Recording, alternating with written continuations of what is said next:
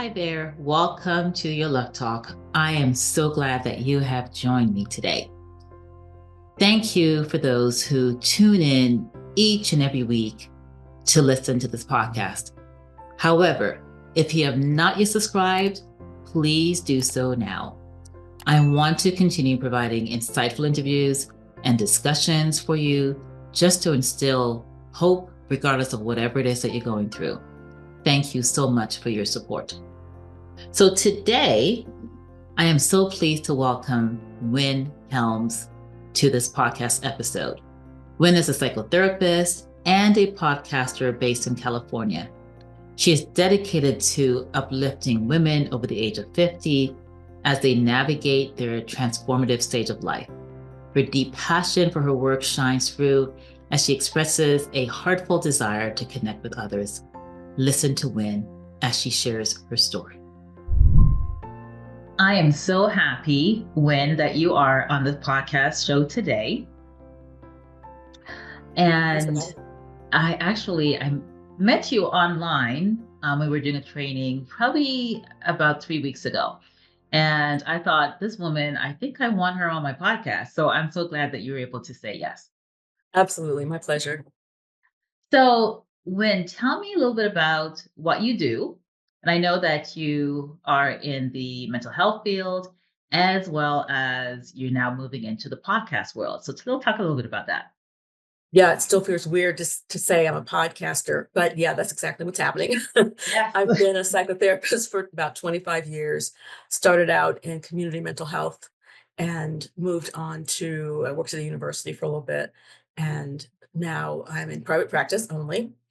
Uh, it's been a good experience. I like working with people and finding out how people get to where they are. I mean, we're all a product of our experiences, and it fascinates me how someone who has so many issues happening in their life can get here to sit with me and Right. talk. It takes so much strength, and I just wanted to find out more about that. I'm curious about people. Maybe I'm nosy, but I think people are interesting. And Yeah. in terms of this podcast, my podcast, Black Women North of 50, it really was I started thinking about it last summer.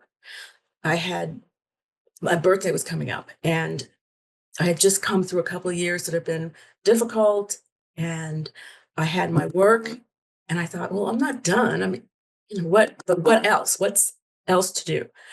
A friend of mine who I've known for about 40 years or so said, what about a podcast? And I thought, okay, don't blow her off for a minute. Just sit and think for a second about that. Yeah. And I thought, well, what would that be like? I mean, steep learning curve. I know very Mhm. little about technology. Yeah. And I thought, well, what do I know? What do I have a message? And I thought, yeah, I think I have a message. What do I know? I know what it's like to be a Black woman over 50. You Yeah. know, I know what that's like. And living in Los Angeles, we are so separated. I feel so separated from other Black women. I live in North Hollywood, and it's a predominantly white community, which is fine. It's just sometimes you just wanna go home, you know? And I get it. Yeah. I so I thought, "Okay, let me, think about the people that I've worked with, Black women who are north of 50," and I'm finding a lot of similarities Mhm. about where we are and what we're dealing with and how to move forward and all those things. I thought, "Okay, I can't be the only one who thinks like this. Let me see if I can make this work." So last summer, I just, swallowed my pride and said, okay, let's do this. Let's see what happens. Oh, good for you. So did you actually begin last summer? Last summer, I thought, okay, I don't even know how to start. You can find anything on Google. Yeah.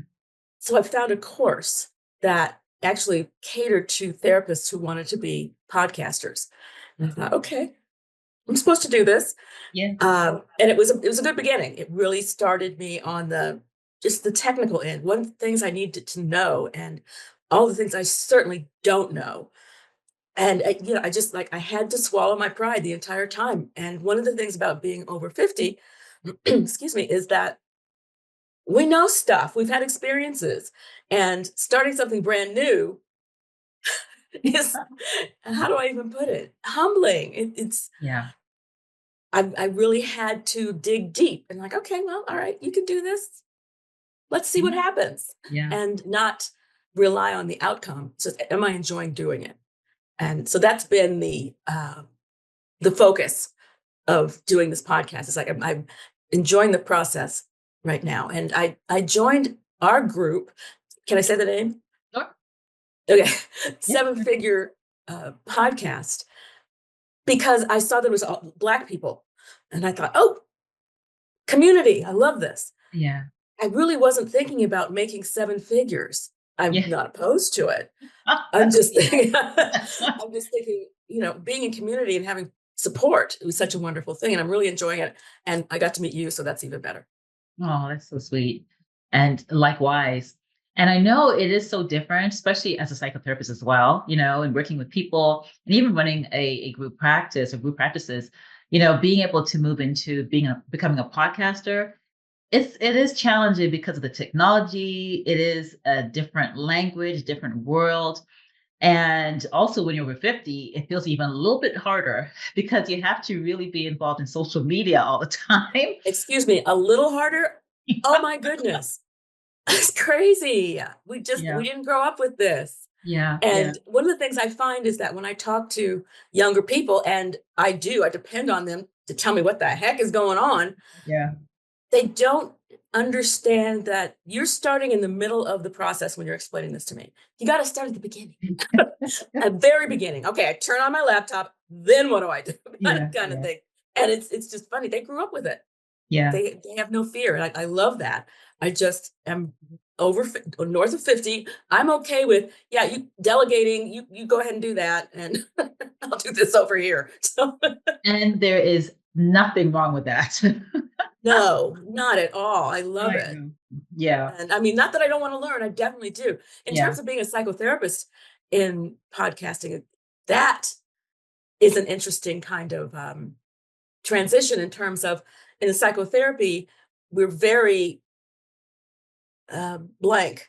People don't know about us, Yes.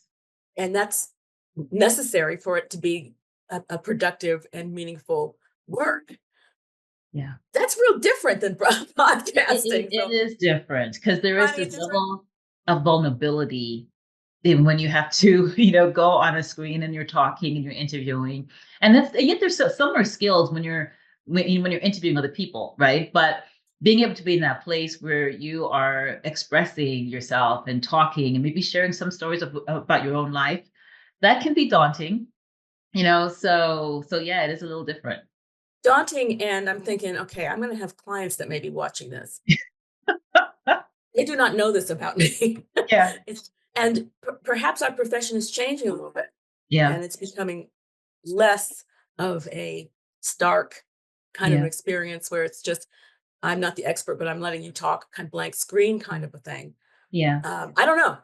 Um, Well, it is, I truly believe we're more relatable as well. So, people can relate more to us when we're able to share a little bit more about ourselves. Doesn't have to be our entire story, but we've been through things too. Everybody's been through things in life. And, to even as a psychotherapist, your life isn't perfect. It's really, you've been through different obstacles that you've sort of figured out how to navigate through to be able to help other people. right. Right. So, and I think that's what Here's how people, I can tell you about this. I've been right. through it. Exactly. Uh-huh. So Wynn, what have you seen? Because I know that you talked about, doing this podcast for women north of 50.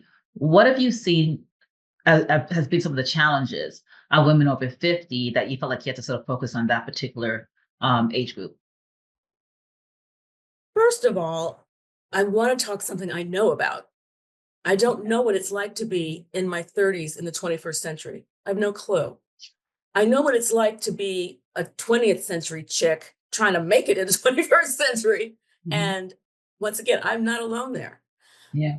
One of the challenges is finding my place in the times that we are now, and not judging the fact that I don't know. Okay. Um, that's part of it. Hmm. Um, I'm single. I don't have any children. Excuse me. Dating. What? I have no idea what that is, or how that looks. there are people who are single or divorced or contemplating. What? Where do you go to find these people? You know, to date, Right. it's not the 80s, you know, Right. Right. but Different. or you're in college, whatever, and you meet people all the time. And since COVID, I don't understand how people meet people, and it's so interesting that I'll get clients and say, I'm these wonderful women. Like, I really wish I had a partner. And I'm thinking, I got nothing. I don't have anything to offer you because I do not know. It's very challenging. And Yeah. the more I do this podcast, the more I recognize that having a sense of belonging is key. Having a foundation that you can land on while you're trying new things Mm. is really important. Wow, I actually like that. And that's a good point that you just made because, you're right. When you're younger, you may meet people in college, maybe even at work, and even as a psychotherapist, especially doing a solo practice, you don't really get to, meet other people, Right. unless you're involved in some kind of additional psychotherapist group because you're just seeing your clients, right? So even the whole dating world, and then, especially since COVID, it's really online, and how do you navigate the online dating world when you are over 50? Now, here's how north of 50 I am. I started back in was it the 90s? When do you remember LA Magazine?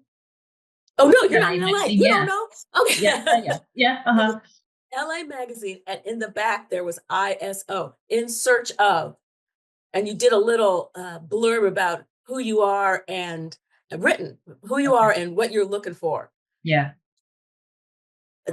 Good morning. So not doing that now, and it's just a quandary. The whole thing. It's yeah. not that I haven't done online dating. I have. It's just so weird to me. Okay. Yeah. So, and that's a good point because a lot of women who are single due to never being married or single because of divorce or even being a widow, it can be challenging. So, and that's a good topic to actually discuss on your podcast. What other Going to. issues are you also seeing women over 50 deal with? Given the stage of life that we're in, it's not a season for marriages or births or maturing. It's a season of grief and loss. We're losing people, Mm. either Yeah. family members or what something I'm learning about ambiguous loss, things like getting a divorce and not having your kids in the house anymore, not being able to see them. Those kinds of things that I don't think we got taught. I know I didn't. How to navigate those kinds of situations and feelings. So you're taking care of yourself and while you're navigating through what the issue is. Right. That's part of what I'm finding.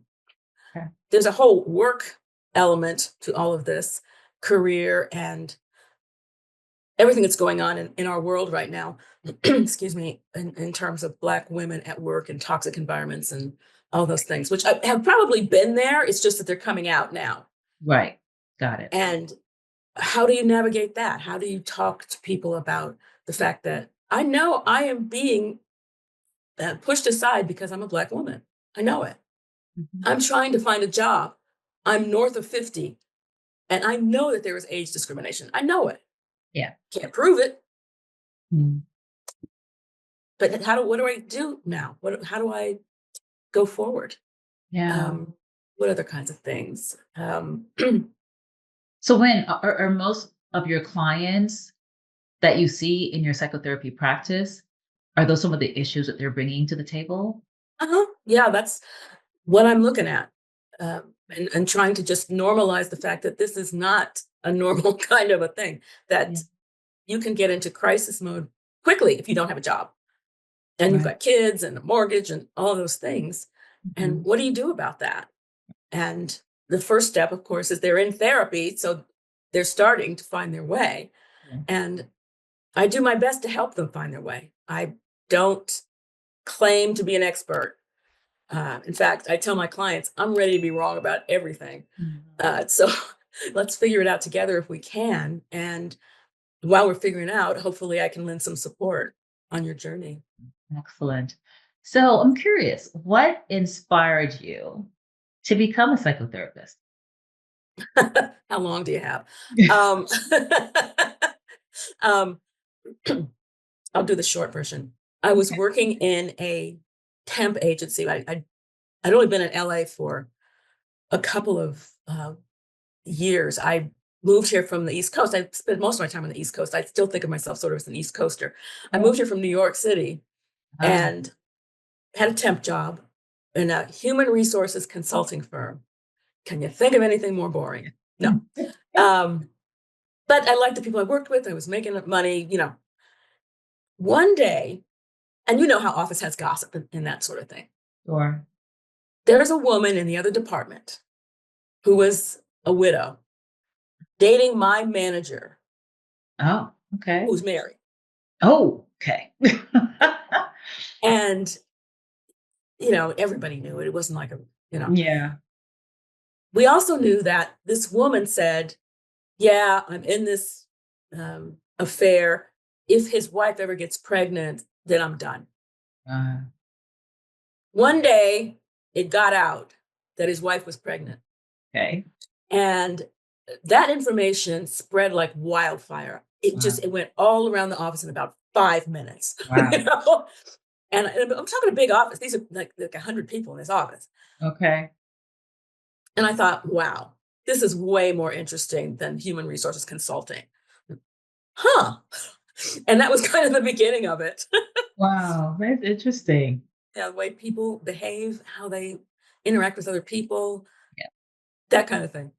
No. Okay. That's hopefully that woman heard before everybody else heard about him his wife being pregnant, but hopefully You know anyway, that didn't work out well. You know it I'm didn't. sure it didn't. I'm It sure it didn't didn't. start out well. Yeah, I'm sure it did. So you talk about being single and just trying to find other people, around so you can relate to, as well as even trying to navigate the whole dating world. So did you go through a divorce? Did you, stay single until now? Like, is there a story there that you can share? Oh shoot, I'm over 50, so yeah, of course there's a story. Um, it's not that I didn't get asked. Don't get me wrong, I did get asked. Hmm. I just chose not to go that route. Okay. Um, the young man couldn't he had a really unhealthy relationship with recreational drugs Okay. and couldn't tell me that he was willing to not do that anymore. So I'm like, I'm out. Got it. And then I just started to find my own way. So I've never been married. Hmm. I don't have children. And still, some of the things that I go through resonate with other women north of 50. Of Yeah. course, I can't speak to being a mother. I can speak to talking with people who are mothers and the struggles they go through, and my Sure. extreme respect for you all. Good heavens. I don't think of a more necessary or important job than being a mom. Yeah. I It can just, be very stressful, but very rewarding too. yeah, it's one of the reasons I don't have kids in my practice. Mm. It's just, I don't have experience with you all. And I know your parents are trying to move through. I don't have the expertise. Let me just put it there Yeah. to work with kids. I think they're great. It hasn't been, it's not my jam. It's not my wheelhouse. So Okay. I stick with adults. And now I've forgotten your question. So, just in terms of, you said you were never married. Do Right. you do you have any regrets there? Do you feel like this is the where your story is supposed to have unfolded? Well, I stay away from supposed to. It Good. just kind of unfolded the way it did. Yeah. I Okay. remember being in my mid 30s and thinking, I need to think about having a baby. And need a man first. Okay. And therein lies the tale of dating. Um, nothing clicked. Yeah. And then I realized maybe I don't want to be a mother. Maybe that's just not my journey. Yeah. And that felt authentic. Got it. And it certainly helped with the pressure of dating. Like, Yeah. if I don't have to, I'm not having kids, I don't have to worry too much about what I'm dating and who I'm dating and whatnot. Yeah. Not that I'm against men. You're fabulous. You're wired very differently than we are. And I'm still trying to figure that out. But yeah, it wasn't a part of who I am. And it's interesting because I don't know if all women feel this or not. I know I felt it. Yeah. The gift of being able to give life. Uh, I didn't do it, but the fact that I could makes us different, I think, than men. I'm not even sure how to explain that. I just think we have a different concept of certain things because we can grow life even if you haven't. Right. Um, so that way it was a little bit hard. It was a little bit hard to recognize, yeah, that season of my life is over. Um, I kind of take young Black women between 20 and 30, sometimes even 40, under my wing. Uh, And I hear myself sounding like somebody's mother. Like, that's okay. you really want to do that? Let me just tell you why I'm saying it. It's Yeah. kind of thing. Yeah, Yeah. that's okay, and I think, a lot of women, they do need someone that's more mature. I call mature, not old, more mature. I'll And take old. I'm okay. no, sure. A little All right. into life, right? That's able to, just give them words of wisdom and just be there as a support, and just to navigate some of the things that, especially Black women are going through, and know that they're not alone, and that other people Right. have sort of passed, that been through that path and helping them to be able to navigate it as well. Yeah. I didn't really take advantage of that. But back in the day, there wasn't an acceptance of psychotherapy the way there is now. It's true. And I think our community's coming around Mhm. slowly, Yeah. perhaps Black women more than Black men at this Yeah. We point. do have to work on the Black man. I find that Black men will come when the woman drags them there. So like, So, every once in a while, I'll get a man and I'm like, okay, I give you so much credit. This cannot be easy. And yeah. usually it's because they have a supportive partner Yeah. Mhm. that's like, oh yeah, okay, that's a good idea, kind of thing. Yeah. And yet psychotherapy is such a good thing to do because it really helps you to go deep and to really process the things that may have happened way back, even when you were a little kid, that you don't even realize it's impacting you today and impacting your relationships. It gives you that insight and helps you to really work through the challenges and be able to grow. And I tell people, look, people who are weak do not come to therapy. Hmm. This is hard. Yeah, it is hard You work. are confronting some ghosts that you have not wanted to deal with, and for good reason. Sure. But it's caught up with you. There are things that happening in your life.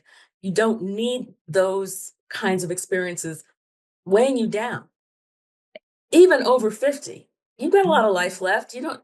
Yeah. There's always time to change. Right. And I'm proof of that. And we're all proof of that, because once we're alive, we always should be in that place of wanting to grow, wanting to learn, and wanting to improve our lives. And I mean, it's a constant cycle of growth. And it's important for us to be in that place. Yeah, I didn't recognize that until I got older because I was too busy living, doing all kinds of other things. And Yeah. I think that's part of maturing that you get to that place of Yeah. it being a cycle and you go through certain things and it makes sense that you're going through it at this time. And then there's that other thing of I'm going through this and I'm way older than a lot of these people. I look around at our community, the podcast community. I'm Yeah. going, I could be your grandmother kind of thing. And I'm like, okay, that's all right. That's okay. I'm going to go ahead and do this because I have a passion for it. Yeah. And the nice part, though, even about the podcast community, yes, there's a lot more younger people and younger, maybe in their 30s, maybe some in their 20s, even 40s and stuff. But reality is, and it's because, they're into more social media, it's just a little it's just easier for them to sort of process how to do it a little bit more than those who are over 50. But the thing is, I do see, men and women who are a little bit more mature and yet learning how to navigate through that and becoming a podcaster and having a second career, which is so really amazing because the good thing about doing this kind of work is we all have a message to give, and whether you are more mature or even younger, we all go through different things in life that we can share that others can actually benefit from. Yeah, I think so. Everyone has a story, which is another reason why I like my profession. And I have on my title card for my podcast that psychotherapy is my day job, that what I'm doing in the podcast is not psychotherapy. Yeah, It's more organic and things that have happened in my life that I have learned and what I'm hoping that my guests will bring to the table as well in terms of what they've learned. I really like that. Mm.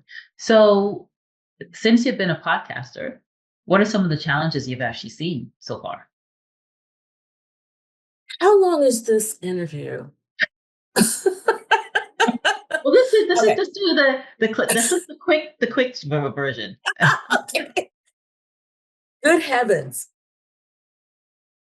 Not so much the technical, but really about some of the things that you've seen with people. What are some of their challenges that you're actually seeing? Okay. With people I've interviewed, is that what you mean? Yeah. Hmm. Oh, okay. Well, I've been real fortunate to have people who are very open to talking about either their expertise or what they've been through in life. Yeah. I haven't had I had one interview that was really difficult because she just wasn't willing to go deep. And I get it. Some people aren't. It's Yeah. just this was someone who had an expertise on wealth and people who have millions and millions of dollars, which is great. She's been doing it for years and years, and she's really good at it. Black woman. Yeah. It's just that I couldn't get into how she got there, Mm.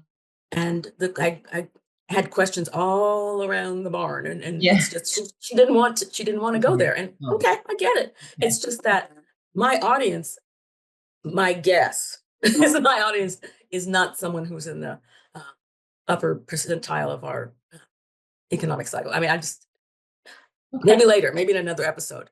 Yeah. But it's hard to have another person who kind of shied away from doing an interview because she didn't think that she had the expertise. And I guess I haven't shown on my episodes yet that I just wanted to be a conversation. Yeah. I'm not expecting you to have facts and figures and, Yeah. all of that kind of thing. Yeah. Just being your authentic self. Yeah, which is hard for Yeah. people. It's really hard. We don't Um, do that on a regular. Go ahead. yeah, so that's true. So just in terms of a question for you, just about authenticity, Mhm. because we're always, not always, but sometimes we're afraid to really open up and really show and talk about our own life. Is there a life experience or a challenge that you've been through that you would like to share that's almost like shaped where you are today? Oh, goodness. Let me pick one. And I'll Mhm. just, because I'm north of 50 and don't have a good memory, I'll think of one that's recent. Um, let's see, oh my goodness, COVID was started 5 years ago this month. Wow. Um, Right. During that time, a couple of years before that, I was with my mother, staying in my mother's house, and she started to show issues of decline. And I don't know, I didn't know what that meant. It's just that there were things that she would say that Mm. I didn't know what they meant. And I Yeah. didn't think anything of it just because. Yeah. Um, then COVID hit and I was forced to work from home. Yeah. And thank goodness, because it got to a point where she couldn't, I would have been afraid to leave her. Got it. Yeah. And she would say things that I didn't, that just were odd and scary. Like, I want to go home. Uh, And one time there was a pan on the stove with the eye lit and there was nothing in the pan okay. and a knife left on the plate in the microwave. Uh, And I mean, that was just God that I happened to see that. That it was totally accidental. Wow. Um, and then I started to. I'm not even remembering what the realization was that okay, we have an issue here. I think it mostly had to do with um, her behavior. Hmm. Anyway, that was 3 or 4 years of life recently. She passed about 3.5 years ago, So and during COVID then? Oh, yes, was it right? Okay. it was horrible. It's hard. Um, and it would have been horrible anyway. Yeah. One of my episodes is about Alzheimer's and how it's affecting a lot of the baby boomers, a lot of us that are getting older, and what are we going to do about this, and family members. Um, but that experience with helping my mother, first of all, I really feel blessed that I was able to be here for her. I wouldn't have wanted it any other way, even though it was incredibly hard. Yeah. I guess the lesson, oh man, I'm not afraid to die. I don't know that I've ever said that out loud. Wow. Mm. Having gone watching my mom with this horrible, horrible disease, it just gave me a perception of life Yeah. and why we're here. And don't die with your music still in you. I heard that expression at one point. Hmm. You have Yeah. a message, you have something to give. Yeah. Figuring out what it is important. And yeah, period. Wow. Yeah, that's really incredibly hard to see your loved ones, your parents, go through this decline, and seeing that struggle can be really difficult. So, but I guess the good thing that happened to you is that during COVID, because you had to work from home, you were able to be with her. If there You was know. any kind of an upside to COVID, Yeah. it was during a time when I wasn't sure what was going on, but I was afraid to leave her alone, Yeah. kind of Yeah. thing. Yeah, and I looked for support. Yeah. Excuse me. And let's see, Alzheimer's.org. I'll just throw that out there, which is nationwide. Yeah.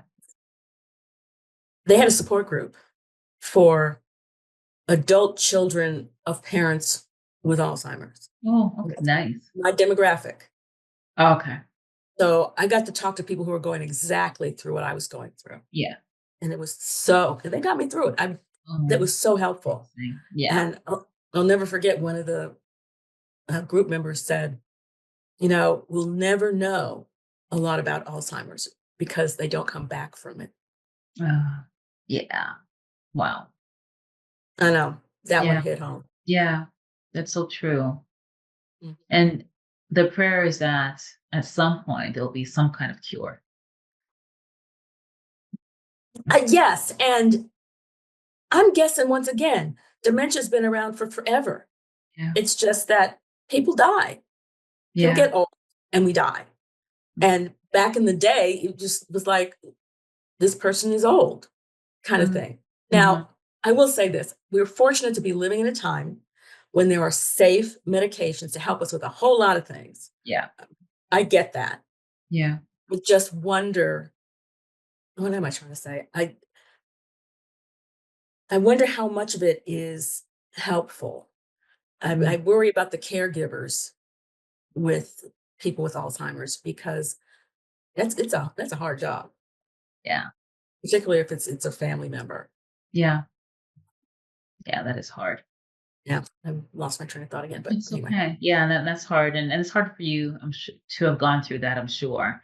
But it's interesting what you said. You said you're not afraid to die, because you're able to, I guess, see death.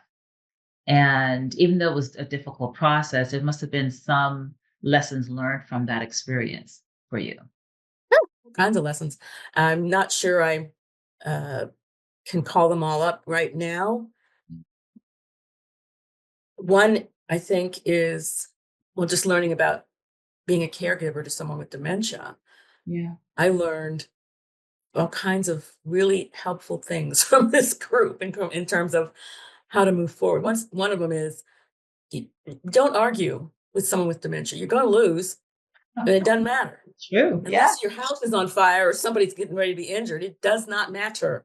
Yeah. Oh, the sky is green today. Oh, yeah, okay. That makes The sense. choice doesn't. Yeah. You have to enter their world Yeah. and let it be okay that they have their own world. Um, Uh, it is giving me, I think, some patience with other people. Yeah. Not that I think I had patience before, but not as much as I do now. We all have our story, and Yeah. I don't jump to conclusions as quickly as I used to about what someone is going through. You know, I like that. I tell this story. I'm stealing this from a colleague about his work with rational behavior therapy, rational Hmm. emotive behavior therapy. Okay, Yeah. the what he says is that say you're walking down the street and you're feeling good, it's normal, you feel safe, everything's fine. You're walking down the street and you see this big human. I'll say he's a man, and I'm 5'1", so you don't have to be that big to be bigger than me. At Yeah. any rate, he's walking toward you, and he's got a scowl on his face. You have some options there. He's walking toward you, and then he bumps your shoulder. Yeah. You get to pick how you want to react to that. Hmm. Does this guy did he just lose his job? Yeah. Is he severely depressed? Does he hate black people? I mean, you get to figure it out as you go. And how am I going to feel about that depending on what I think happened? Yeah. Um, I think that's so interesting, and interesting to look at things. I don't Yeah. use a lot of rational emotive therapy, but Yeah. I do plug it in every once in a while. Yeah. And it's an interesting point too, because we do go through that when we meet somebody, we see someone based on their expression, we have a judgment about it and we react based on those judgments, right? And it goes so fast because we process things so quickly, Mhm. right? And so when we begin to say, okay, well, this person has this face looking at us in a really weird way, or they may have tapped us on the shoulder, we may say, okay, you know what, this person is not like me, but that may not even be the case. No, Right, you could be because making it we're up. reacting. We're making yeah, exactly. Mhm.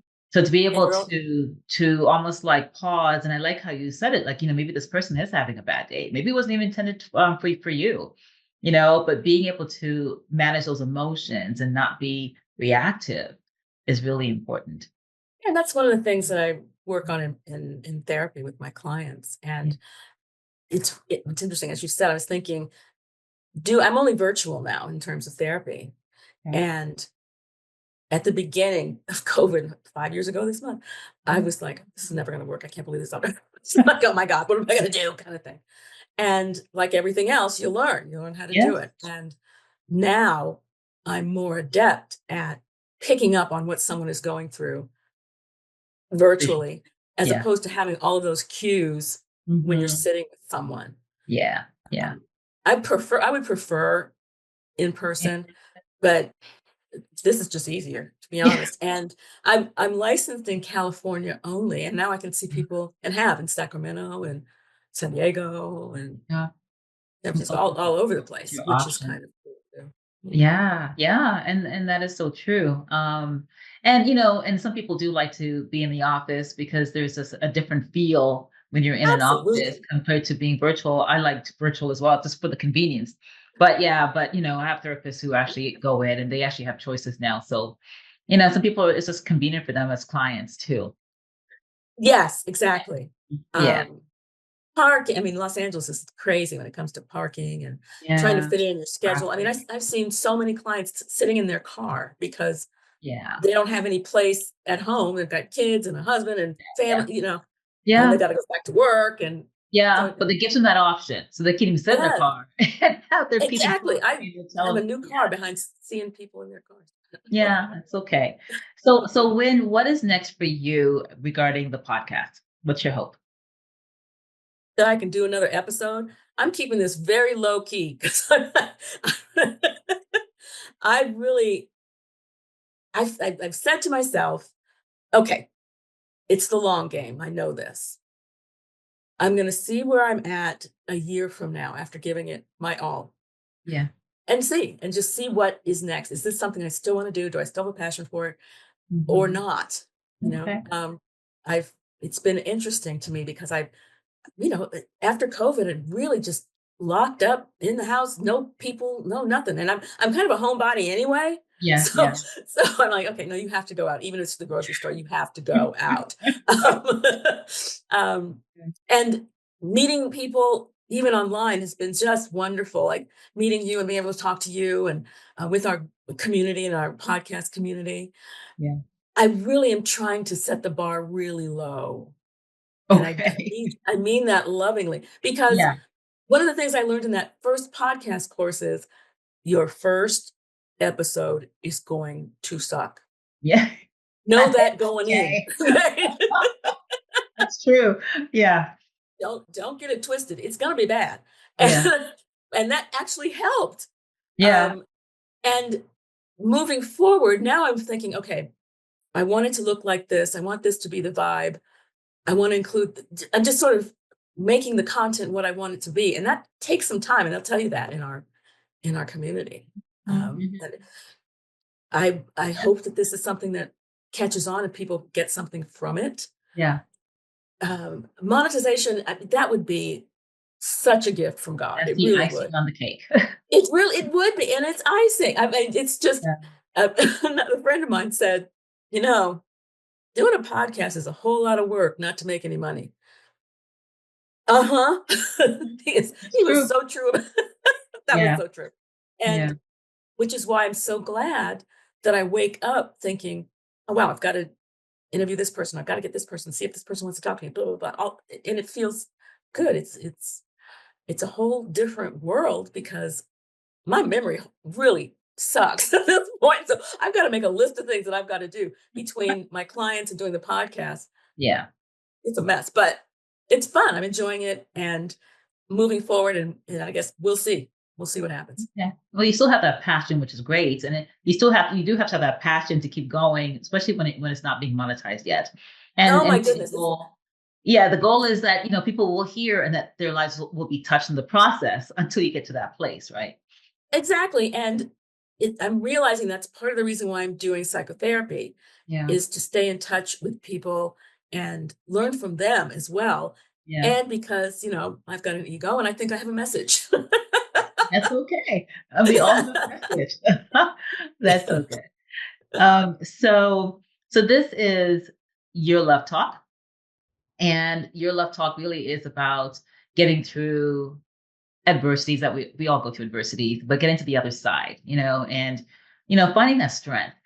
And then being able to talk to yourself in a way that is loving as you go to this process. So what do you tell yourself? Are there words of affirmation that you tell yourself to keep going when things get hard? I'm not gonna lie, I'm still working on that. Okay. It becomes very difficult, of course, when you're in the middle of the fire. Mhm. Okay. And case in point, with this podcast, there was a point last fall when I was at that place I'd edit or no, I had two episodes that I had interviewed, Yeah. but they were just kind of sitting there. And for a month and a half, and I was, putting my head in the sand and like, oh yeah, I need to take a nap, and then I'm going to get up and have some ice cream. I was Yeah. avoiding, the whole Sure. thing. Right. And some of it, I think, comes down to how well. I'll just speak for myself. There's the spiritual element that I come from. I come from the mind, body, spirit kind of a place, and I had to get in touch with that. I had to get in touch with, all right, what's happening? Yeah. And I need to call on that still small voice that like, Yeah. okay, I have to listen for it. And Yeah. it's hard, but I have to go back to that place to Mhm. get centered, to Yeah. move forward. And Yeah. it doesn't happen in a timeline that you would like. It just doesn't. Yeah. Um, However, it works out. It doesn't look like you thought it was going to look, Yeah. probably, but it works out. And I like to look at it as, okay, what did I learn from that? Good. And I learned X, Y, and Z. Now, am I going to make that same mistake twice? Probably. I'm not one of those that learn it once and I'm done. I have to kind of get hit over the head, with it by the universe. 2, 3 more times. And then Yeah. it Okay. might, Okay. I get it. I get it now. yeah, that's okay. That's It's okay. gonna have to be okay because Mhm. that's how I learn. That's how I move forward. Yeah, I like that. So, what is the name of your practice? And also say the name of your practice. So your podcast again. Well, I got very creative with my practice, and it's Wynn Helms, licensed marriage and family therapist. That's Okay. it. Direct and to the The point. plug. Okay. um, and then my podcast, Black Women North of 50, Okay. that I just thought was a I good love demographic. I love that name. And that's on YouTube and Spotify, all the different outlets for podcast. All the different platforms, and I want you to know, I am very excited to be able to say platforms and know what the heck I'm talking about. That's new. Excellent. Excellent. Well, I want to thank you so much, Wynn, for being here today. Just sharing about a little bit about your life, about the work that you do, about your passion, about the podcast that you have created to make a difference in the lives of people. And I really appreciate your presence today. Well, thank you. I am honored that you would like me to be on your podcast. Thank you. Thank you. Thank you, Wynn, for sharing your story, your desire to serve clients and connect with women over 50 is truly inspiring. Continue to let your passion lead you and know that your vulnerability as a psychotherapist supports many who feel alone. Continue to be a beacon of hope and a shining star to those who need help. I will leave you with 2 affirmations from my Love Talk affirmation card deck. The first is, I give myself permission to shine my internal light. And the second is, I am here to impact my world. So world, here I am.